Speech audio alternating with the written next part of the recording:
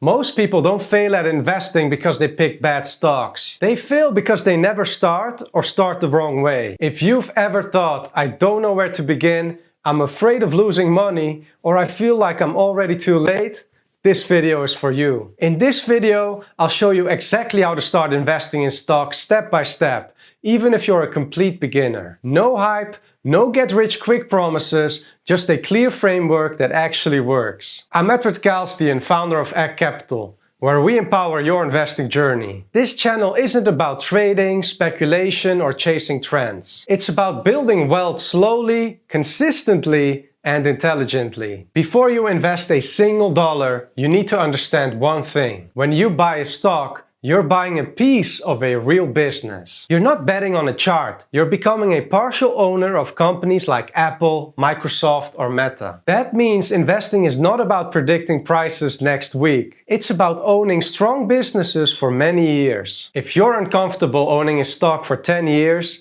you probably shouldn't own it for 10 minutes. One of the biggest beginner mistakes is trying to invest too much, too fast. The simple rule is to only invest money you will not need for the next 5 years. You need an emergency fund first, which is typically 3 to 6 months of expenses. Investing comes after, not before. A great starting point is 10 to 20% of your monthly income, but even $100 per month is enough. Consistency beats timing. Investing $200 every month for the next 30 years matters far more than trying to buy the dip once. Now, you can't invest without the right tools. First, you will need to choose a regulated, low-cost broker.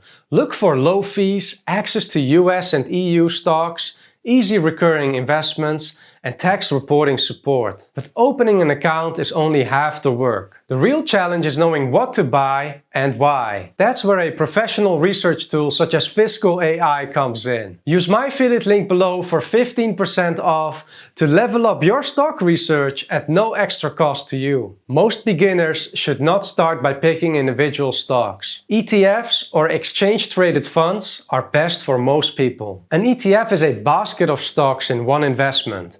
Some examples are a global market ETF, the S&P 500 ETF, or an all-world ETF. This instantly gives you diversification, lower risk, and less stress. Now, if you want to pick stocks, start with high-quality, profitable businesses that you understand. No penny stocks, no hype, and no next big thing stories. Here's the strategy almost nobody wants to hear, but everyone needs. With dollar cost averaging, you invest the same amount every month, regardless of market conditions. When markets fall, you buy more shares. When markets rise, your portfolio grows. You don't need to predict anything. You just need discipline. You should avoid these 5 beginner mistakes. Checking prices every day, panic selling during market drops, chasing hype or social media stocks, overtrading, and thinking investing should be exciting. Like Paul Samuelson said, investing should be more like watching paint dry or watching grass grow.